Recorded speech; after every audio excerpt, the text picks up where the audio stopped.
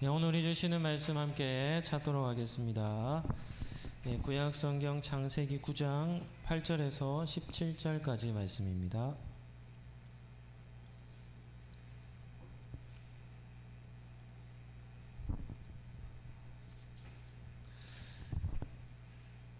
창세기 9장 8절에서 17절까지입니다. 우리 한 절씩 교독하도록 하겠습니다. 하나님이 노아와 그와 함께한 아들들에게 말씀하여 이르시되 너희와 함께한 모든 생물 곧 너희와 함께 한 새와 가축과 땅의 모든 생물에게 세우리니 방주에서 나온 모든 것 곧 땅의 모든 짐승에게니라.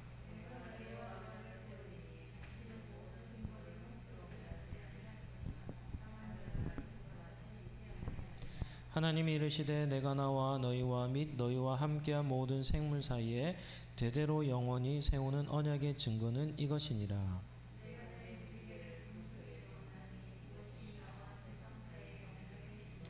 내가 구름으로 땅을 덮을 때에 무지개가 구름 속에 나타나면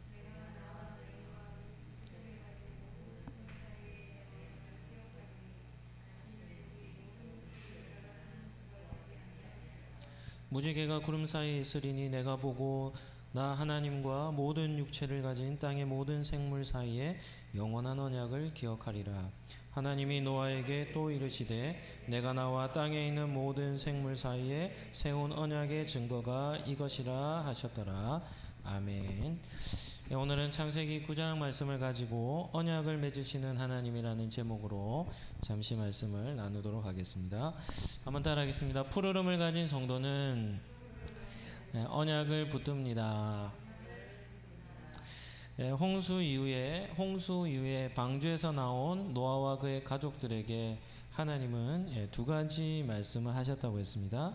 지난 시간에는 1절에서 7절까지 복을 명하셨고 오늘 살펴볼 8절에서 17절까지는 언약을 맺으시는 하나님을 볼 수 있습니다. 첫 번째 우리가 생각해 볼 주제는 약속하는 이유입니다. 우리 성도님들은 지금까지 살아오면서 약속해 보셨습니까? 약속은 때때로 우리에게 필요하기에 자녀들과도 또 여러 인간관계 속에서 우리는 약속을 맺고 살아갑니다. 그렇다면 약속은 왜 필요하겠습니까? 약속에는 두 가지 원리가 있습니다. 첫 번째는 약속은 혼자 하는 것이 아니라 상대방이 있습니다. 상대와 함께 서로 간의 합의에 의해서 이루어지는 것이 약속입니다. 그 두 번째는 약속은 현재적인 것보다 미래적인 그런 의미를 가지고 있습니다. 따라서 약속은 쌍방간에 이루어지는 것으로 앞으로 서로에게 유익을 주기 위한 그런 합의, 이것을 약속이라고 할 수 있습니다. 그러나 우리는 역사를 통해서 이런 약속, 나라와 나라들이 맺고 있는 언약, 그리고 그런 조약, 이런 것들을 우리가 살펴보면 이 세상에 존재하는 이런 약속은 어떤 특징이 있냐면 불평등하다는 겁니다. 나라와 나라가 만약에 조약을 체결한다라고 하면 어떻게 조약을 체결하겠습니까? 일반적이라면, 그냥 상식적이라면 서로가 서로에게 유익이 되는 조건으로 조약을 맺지 않겠습니까? 그런데 역사를 보면 그렇지 않습니다. 그런 맺어진 조약들은 어떻게 맺어지냐면 강국이 약국과 조약을 맺으면 어떻게 조약을 맺겠습니까? 강국이 유리한 대로 조약을 맺는 겁니다. 그러니까 약한 나라들은 강국이 요구하는 거니까 어쩔 수 없이 조약을 체결하는데 마치 약탈하는 수준으로 약속을 맺는 거예요. 그러니까 공식적으로 약탈하는 그런 조약을 맺는 것을 우리는 흔히 볼 수 있습니다. 우리가 사는 세상에는 이처럼 불합리함으로 가득 차 있는 것이죠. 공식적인 합의에도 강한 자의 횡포가 얼마나 심한지 모릅니다. 이것이 우리가 사는 세상 속에서 일어나는 공공연하게 일어나는 그런 현상입니다. 이러한 세상에 나타나는 현상을 보고 우리가 오늘 본문을 살펴보면 오늘 우리 본문에서 주시는 은혜가 아주 큰 은혜라는 것을 깨달을 수 있습니다. 두 번째는 약속하시는 하나님입니다. 8절에서 11절까지 말씀을 한번 보실까요? 제가 한번 읽어드리겠습니다. 하나님이 노아와 그와 함께한 아들들에게 말씀하여 이르시되 내가 내 언약을 너희와 너희 후손과 너희와 함께한 모든 생물 곧 너희와 함께한 새와 가축 땅의 모든 생물에게 세우리니 방주에서 나온 모든 것 곧 땅의 모든 짐승에게니라. 내가 너희와 언약을 세우리니 다시는 모든 생물을 홍수로 멸하지 아니할 것이라. 땅을 멸할 홍수가 다시 있지 아니하리라. 하나님은 노아와 그의 아들들에게 불러서 말씀하시죠. 내가 너희와 너희 후손과 너희와 함께한 모든 생물들과 언약을 세우시겠다는 겁니다. 첫 번째는 언약의 주체가 누구입니까? 하나님입니다. 노아와 그의 아들들 가족들이 요청한 것이 아닙니다. 하나님께서 언약을 맺으시는데 하나님께서 노아의 가족들을 불러내시고는 그들과 언약을 체결하시죠. 앞에서도 살펴보았듯이 보통 언약을 맺는 그런 모습들을 보면 강한 자와 약자가 언약을 맺으면 어떤 언약이 맺어진다 했습니까? 불평등한 언약이 맺어진다 했습니다. 그렇다면 창조주와 피조물의 관계에서 언약을 맺는다라고 한다면 어떤 결과가 나오겠습니까? 창조주와 피조물은 극단적인 관계가 아닙니까? 창조주는 모든 영역에서 갑입니다. 네. 이 세상을 창조하신 분이면 그의 손으로 그의 말씀으로 만들어진 피조물에 대해서는 절대적인 영향력을 끼치는 입장이 아니겠습니까? 반대로 피조물의 입장이라면 아무리 억울한 조항이 있다 하더라도 뭐 할 수밖에 없습니까? 언약을 맺을 수밖에 없는 것이 피조물의 입장이 아니겠습니까? 이보다 더 일방적인 언약의 관계는 세상에 없을 것입니다.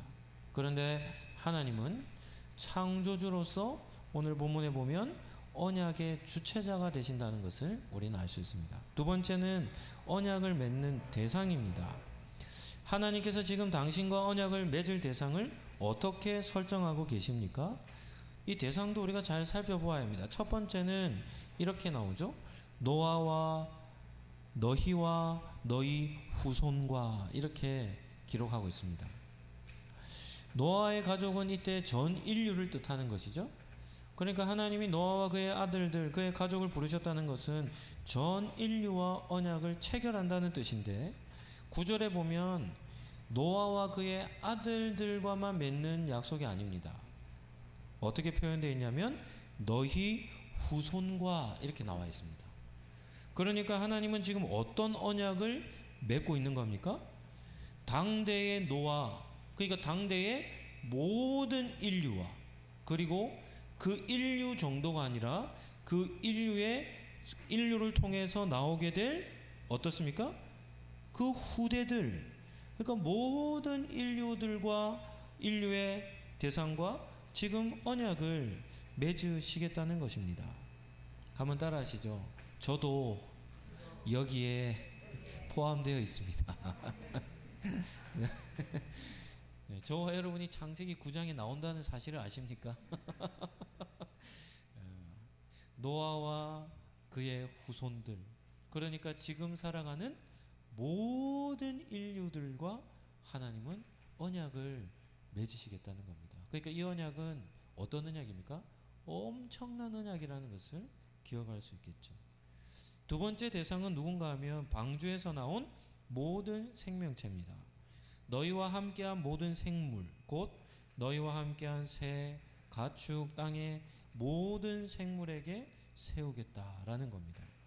그러니까 지금 하나님이 언약을 체결하는 대상은 단순히 노아와 그의 가족만이 아니라 지구상에 생존한 모든 피조물과 하나님은 언약을 체결하시겠다라고 지금 말씀하고 있는 것이죠.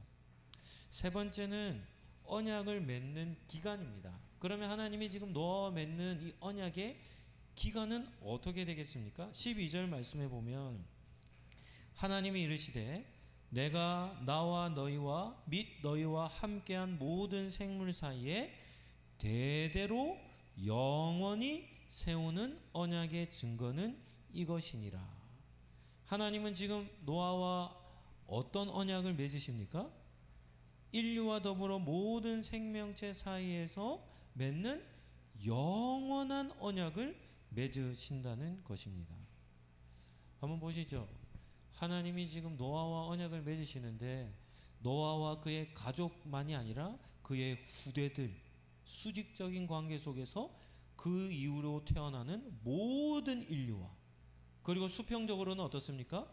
노아뿐만이 아니라 노아와 함께 생존했던 모든 생명체와, 그러니까 수평적으로 수직적으로 지구상에 존재할 모든 대상들과 언약을 체결하시겠다라는 겁니다. 그러니까 정말 중요한 약속을 하시겠다는 것이죠. 네 번째는, 그렇다면 하나님이 지금 언약을 맺으시는 내용은 무엇인가 하는 겁니다. 하나님은 지금 온 인류와 지구의 모든 생명체와 어떤 언약을 맺으시겠는가 하는 것이죠. 15절 하반절 말씀해 보면 제가 읽어드리겠습니다. 다시는 물이 모든 육체를 멸하는 홍수가 되지 아니할지라.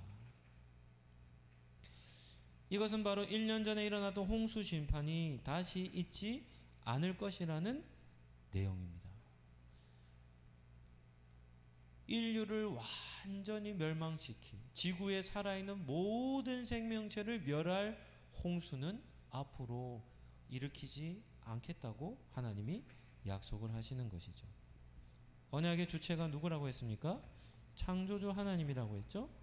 그런 절대적인 존재이신 창조주께서 연약하기 짝이 없는 피조물과 언약을 세우시는데, 어떤 언약을 세우시냐면 내가 다시는 홍수로 심판하지 않겠다. 노아 때로부터 오고 오는 모든 세대에게 언약을 맺으시는 겁니다. 홍수로 심판을 하지 않겠다는 것은 생명을 가진 모든 생명체를 보호해 주시겠다라는 뜻이 아니겠습니까? 우리가 믿는 하나님은 어떤 분이십니까?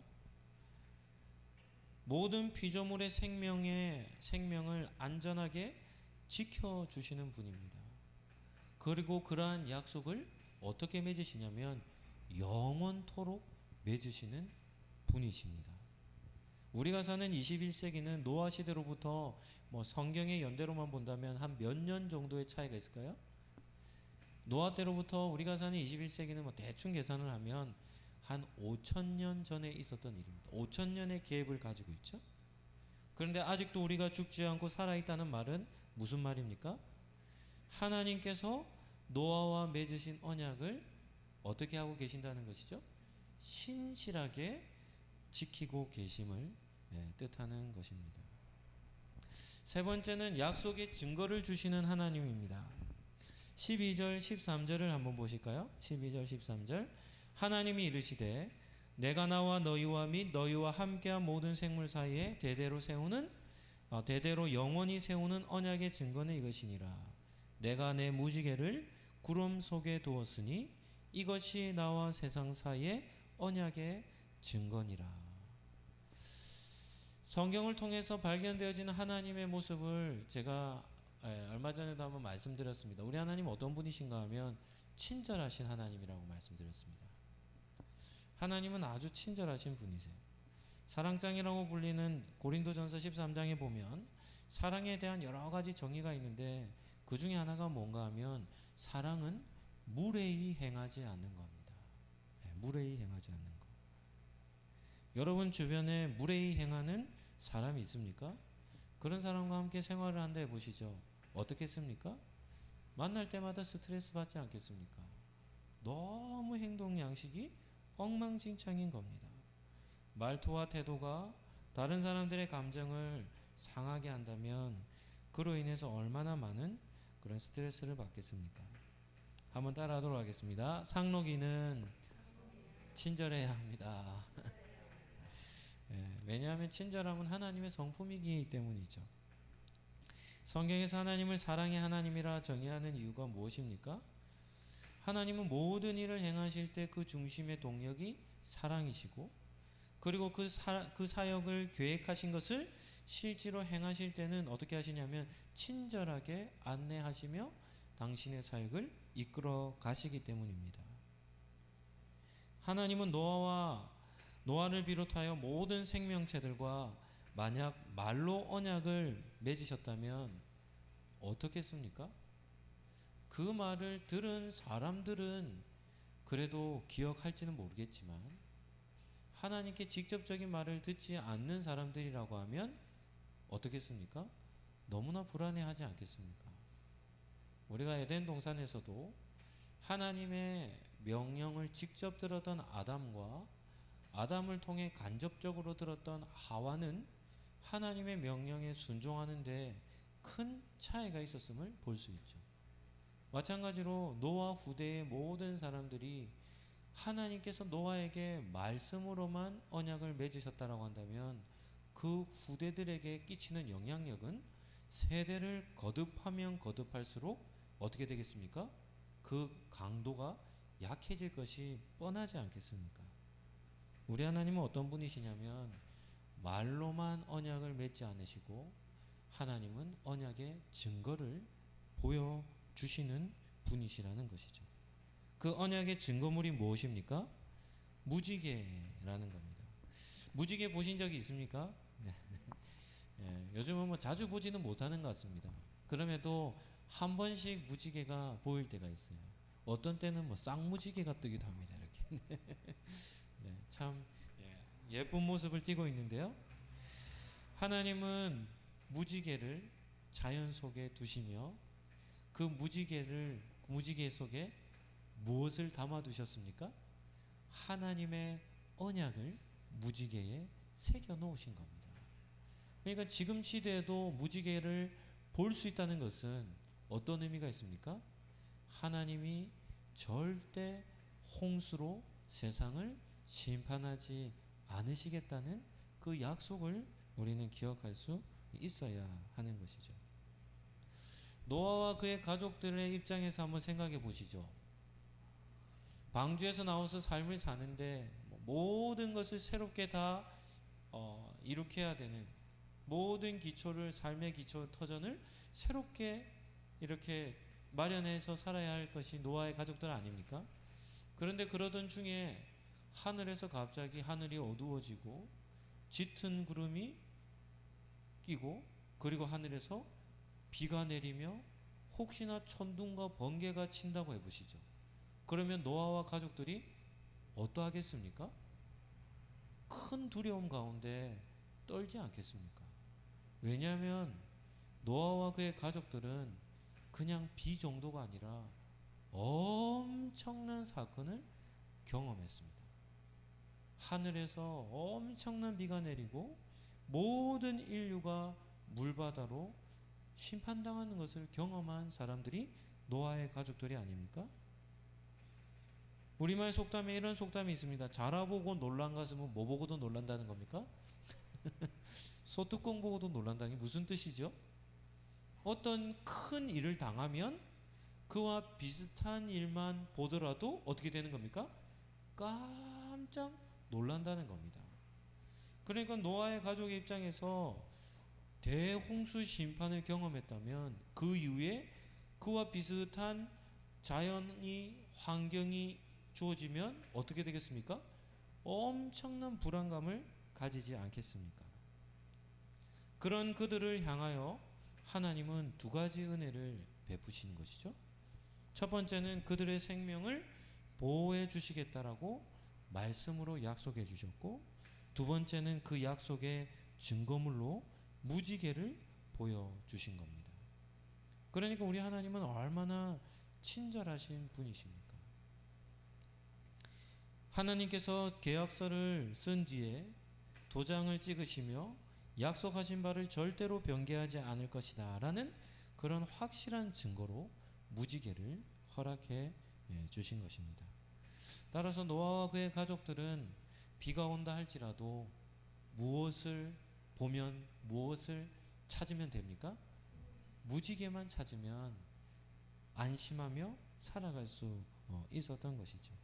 이제 앞으로 우리가 살펴볼 내용 중에 무지개 언약을 신뢰하지 못했던 사람들이 이제 곧 등장할 겁니다.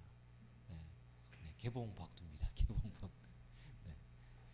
그러니까 하나님께서 새겨주신 약속의 증거를 성도는 믿으며 삶을 살아야 하는 것이죠. 네 번째는 평화의 언약을 맺으신 하나님입니다. 무지개 언약을 다른 말로 표현하면 평화의 언약이라고 할 수 있죠. 노아 시대는 어떤 시대냐면 심판의 시대였습니다. 인류 역사상 창조 이래로 전무후무한 전 인류가 멸망한 시대였죠. 우리나라도 얼마 전에 수도권에 많은 기록적인 폭우가 쏟아졌습니다. 115년 만에 역대 최고치인 400mm가 넘는 비가 내렸답니다. 그래서 서울 강남 일대는 물바다가 되었죠. 그로 인해서 여러 사람들이 죽기까지 했습니다. 또 최근에 파키스탄에서 일어난 홍수 어떻습니까? 홍수로 국토가 3분의 1이 잠겼대요. 와, 3분의 1이 물바다가 된 겁니다. 무너진 집들은 95만 채 이러다가 지금은 수백만 채다. 수백만 개의 집이 다 홍수로 인해 파괴되어 버렸습니다. 이재민의 숫자는 3,300만 명이랍니다. 우리나라 인구가 얼마나 되죠? 한 4천만 명 좀 더 됩니까? 우리나라의 인구의 한 80%의 국민이 어떻게 되냐면 집을 잃은 이재민이 되어 버린 것이죠. 상상할 수 없는 피해가 파키스탄에서 일어났는데 많은 폭우로 인해 홍수로 그 땅이 그런 어려움을 당하고 있는 것이죠. 지금 우리가 살아가는 세상에는 여러 가지 다양한 현상들이 일어나고 있습니다. 21세기는 최첨단 시대라고 불리면서도 이렇게 과학이 엄청나게 발달했음에도 전혀 손대지 못하는 영역들이 아직까지도 너무나도 많은 것이죠. 대략 3년 동안 코로나 감염병으로 인해서 지금도 역시 코로나에 감염되고 고통을 받고 불안을 겪고 있지 않습니까? 어제까지 통계를 보니까 감염자가 5억 7,400만 명이라 어마어마하죠? 사망자 수는 643만 명이라 100만 명이니까 부산 인구의 한 2배가 되는 사람들이 우리나라의 제2의 도시 한 2개 정도가 사라질 정도로 엄청나게 많은 사람들이 코로나로 인해 죽임 당했습니다. 그리고 아직까지도 끝이 나지 않고 있는 상황이죠. 러시아와 우크라이나의 전쟁도 계속해서 지속되고 있고 보이지 않지만 실질적인 전쟁은 아니지만 경제적인 어떤 세력, 헤게모니 싸움이 미국과 중국에서 계속해서 일어나고 있습니다. 그리고 유럽 같은 경우도 지금 초비상사태라고 하죠. 러시아와 우크라이나 전쟁에서 유럽들이 우크라이나를 지원하니까 유럽의 생명줄과 같이 여겨지는 천연가스를 러시아가 공급을 하는데 그 천연가스 양을 점점 줄이는 겁니다. 그랬더니 지금 유럽 전역에서 가스가 공급되지 않으니까 전력량이 급격히 떨어지고 있습니다. 그래서 이렇게 불을 잘 켜질 수 없을 정도로 지금 전력난을 경험하고 있는 것이죠. 유럽의 초비상사태가 지금 일어나고 있습니다. 또한 중국 같은 경우도 어떻습니까? 너무나도 가물어 가지고 그냥 바닥이 다 갈라져 버립니다. 어떤 지역에는 가뭄이 너무 심해서 넓은 강들이 다 말라가고 있는가 하면 어떤 지역에는 어마어마한 폭우로 인해서 그 지역 전체가 다 파괴가 되는 그런 모습들을 볼 수 있죠. 그와 더불어 식량난에 대한 어려움, 식량이 공급되지 않고 에너지 공급이 부족되고 이런 현상들이 계속 일어나니까 경제적인 어려움까지도 계속해서 치솟고 있는 것이죠. 그래서 경제적인 불황이 어느 한 영역만 아닙니다. 미국으로부터 시작해서 우리나라와 유럽까지 전 세계에서 경제적인 불황을 겪고 있는 것입니다. 어느 한 영역도 안전한 상황이 없어 보입니다. 감염병으로도 경제적으로도 다양한 영역에서 자연적인 재해로 인해서 총체적인 난국에 빠져 있는 시대가 지금 우리가 사는 시대라 할 수 있는 것이죠. 그러니까 이런 복합적인 어려움을 해결해내야 할 숙제가 정부에게 있는데 정부도 산 넘어 산이 아니겠습니까? 어느 문제 하나도 해결하기 힘든 시대가 우리가 사는 그런 시대입니다. 그러나 그렇다 할지라도 노아 시대에 발생했던 홍수 심판과는 비교할 수 없는 것이죠. 방주에서 나온 노아는 방주에 들어가기 전과 전혀 다른 세상을 마주하고 있습니다. 방주 안에 들어가기 전에는 하나님 앞에 심판받는 세상이었지만 방주에서 나온 시대는 하나님과 평화의 언약을 맺는 그런 시대였죠. 하나님은 노아에게 내 언약을 기억하리라 라는 말을 반복해서 노아에게 들려주고 있는 것입니다. 이것은 진노하시는 하나님이 아니라 이제는 보호하시는 하나님이라는 것을 노아에게 전하고 있는 것입니다. 인류를 위해 베푸시는 은혜를 결코 잊지 않으시겠다라고 하시는 그런 하나님의 그런 결심을 오늘 본문을 통해 볼 수 있죠. 그러니까 노아와 함께했던 모든 인류의 이 지구상에 존재하는 생명체들이 이제는 하나님의 보호하심을 받게 됨을 우리는 볼 수 있습니다. 매트웬이라는 목사님이 계세요. 매트웬이라는 목사님은 강해 설교자입니다. 그러니까 그러니까 지금 시대보다는 좀 많이 앞서 있는 그런 선배 목사님이신데, 이 시대는 성경을 많이 이렇게 연구하는 것보다도 이렇게 깊이 묵상하여 성경을 강해했던 그런 시대였던 것 같습니다. 이 매트웰리 목사님은 영적인 통찰이 아주 좋으신 분이시거든요. 우리가 지식적으로 많은 정보를 통해서도 성경을 이해할 수 있지만 깊은 묵상을 통해서도 하나님께서 깨닫게 하신 은혜들이 많이 있습니다. 오늘 본문 무지개 언약을 이 매트웰리 목사님은 어떻게 해석하냐면 이렇게 해석했는데 한번 잘 들어보시길 바랍니다. 무지개가 활 모양으로 생겼는데 활줄도 없고 화살도 없고 활이 위로 향하여 있기 때문에 우리에게 두려움을 주는 것이 아니라 무지개는 위로를 줍니다. 이렇게 해석을 했어요. 야, 어떻습니까? 무지개 언약을 활로 비유하는데 무지개가 이렇게 활같이 생겼지 않습니까? 그런데 활줄도 없고 화살도 없고 무지개가 어디로 향해 있습니까?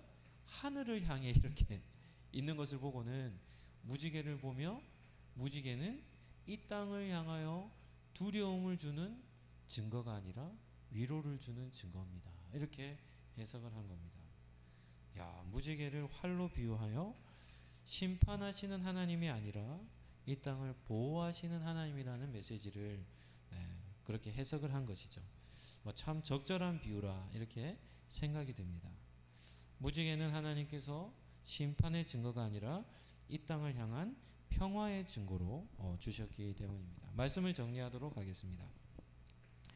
오늘 본문은 창세기 9장 1절에서 17절까지는 하나님께서 인류와 노아와 그의 가족들과 언약을 맺는 그런 내용이라고 말씀을 드렸죠.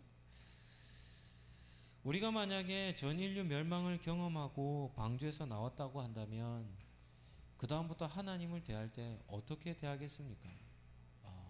하나님만큼 두려운 대상이 없겠죠. 그럼에도 하나님은 심판자로서 노아와 만나는 것이 아니라 두려운 대상으로서 만나는 것이 아니라 그들에게 안전과 생명과 영원히 이 땅을 보호해 주시겠다 하시는 그런 하나님을 노아는 만나고 있는 것이죠. 무지개를 통해서 평화를 약속하시는 하나님, 내가 무지개를 볼 때마다 언약을 영원히 기억하시겠다라는 말씀을 반복해서 하고 있는 모습을 볼 수 있습니다. 그러니까 우리 역시도 이런 본문을 만날 때면 하나님께서 우리를 위로하시고 안심시켜 주시는 분이심을 우리는 깨달을 수 있는 것이죠. 여전히 지금까지도 하나님은 그 약속을 지키고 계시고 있음을 우리는 알 수 있습니다.